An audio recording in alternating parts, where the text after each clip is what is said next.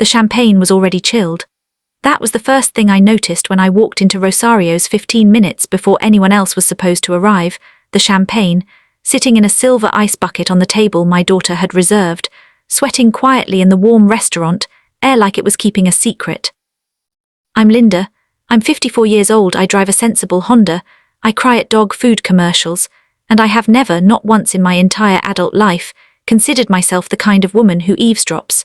I want you to understand that about me before I tell you what happened next, because everything that follows is going to make me sound like someone I'm not, or maybe, as I've come to understand over these past few weeks, someone I've always been and just never had reason to become. My daughter Claire is 31. She is the best thing I have ever done with my life, not because she's successful, though she's a physical therapist with her own small practice and a waiting list 6 weeks long.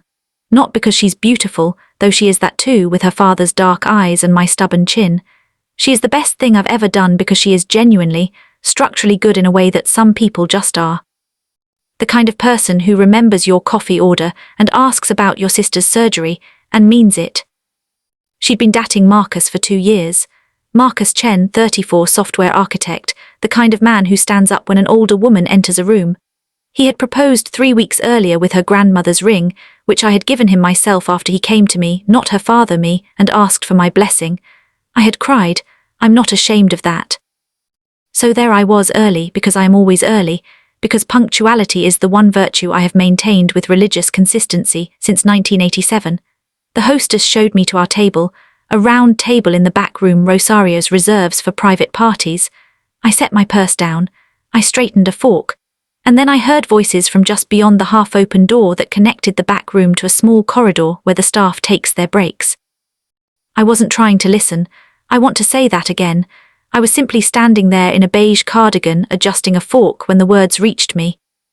She's going to find out eventually, a woman's voice, low, careful, a voice doing its best not to carry. She's not going to find out. Marcus, unmistakably Marcus. My hand went still on the fork. Marcus, the woman again, and there was something in her tone, not anger but weight, the tone of someone who has said the same thing many times and watched it accomplish nothing. You cannot marry her without telling her. That's not fair to Claire, that's not fair to anyone. I know what's fair. Do you? Because from where I'm standing, you're about to make promises in front of her family and her friends and everyone she loves, and you're going to be lying through every single one of them. Silence, the kind that has texture. It was one time, Marcus said finally. It's over. It wasn't one time.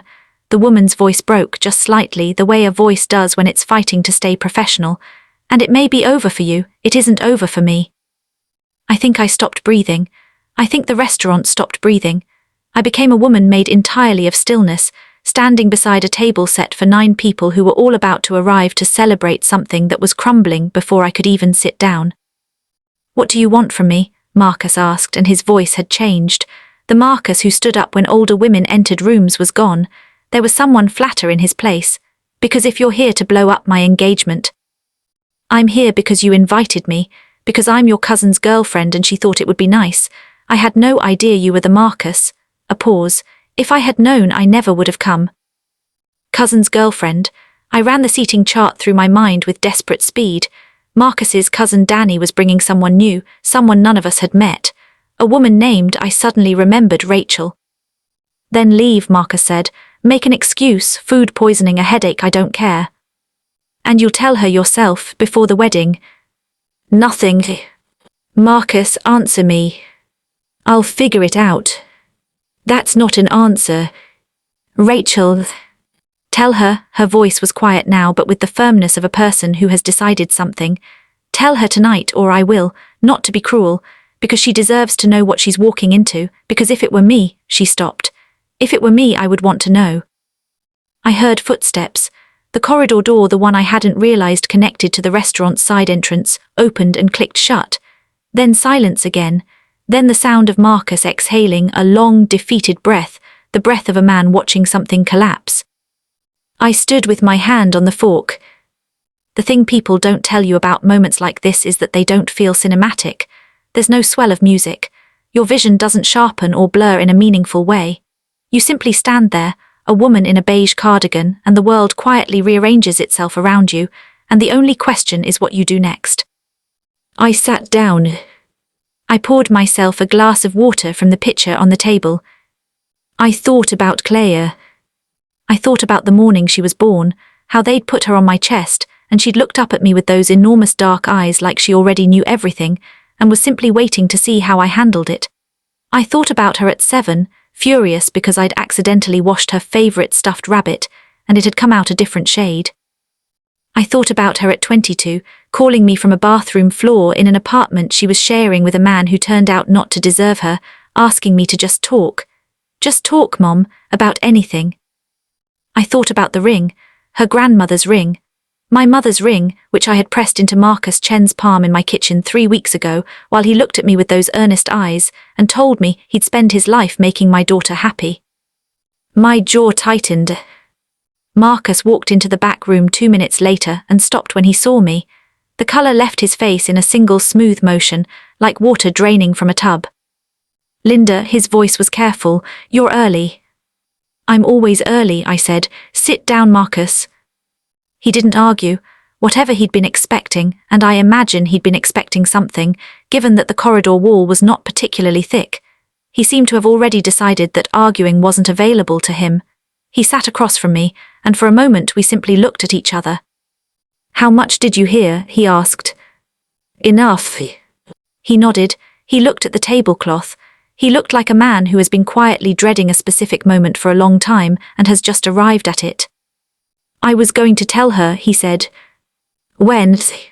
He didn't answer. "Marcus." I kept my voice even. I surprised myself with how even it was. "My daughter is going to walk through that door in about 10 minutes. Her father is going to be with her. Her aunt, her 2 best friends, your parents, your cousin. Everyone she loves is going to be here to celebrate the beginning of her life with you. And I need to know right now what kind of man I'm looking at." He looked up, his eyes were wet, which I hadn't expected. "I don't know," he said. "I don't know what kind of man I am. I thought I did, I thought," he stopped. "I know that's not good enough." "It's not," I agreed. "I love her," his voice broke on it. "That's real, that's the realest thing I have." "Love isn't a pardon," I said. "Love is a promise, and a promise means something or it means nothing. You don't get to decide it means something only when it's convenient." He was quiet for a long moment, and then he said, "I'm going to tell her." "Tonight?" "Yes. Before this dinner goes any further." "Yes," he pressed his hands flat on the table like he was steadying himself. "She's going to hate me." "Maybe," I said, "maybe not. That's not something you get to calculate in advance. That's something you earn the right to find out by being honest." He nodded. He stood. He straightened his jacket in the habitual, automatic way of a man about to do something very hard. "Linda," he said, "I'm sorry." "Don't apologize to me," I told him.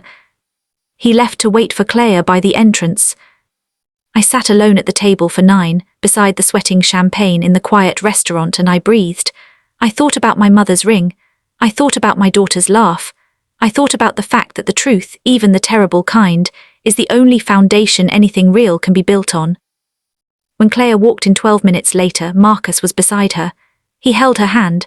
He leaned close and said something quiet in her ear, and I watched her face change, confusion first, then something else, then a look she turned toward me across the room that asked, "Did you know?" I gave her a small nod. She squeezed Marcus's hand once, then she let it go. And the evening, whatever it was going to be now, began.